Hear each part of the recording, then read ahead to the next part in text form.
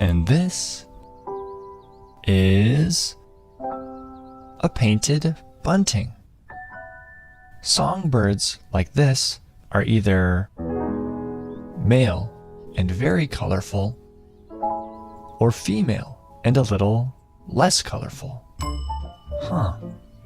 That's not right. Wait a second. What's this? I think it's a cardinal. But typically, male cardinals are bright red and female cardinals are grayish brown. But this cardinal is both.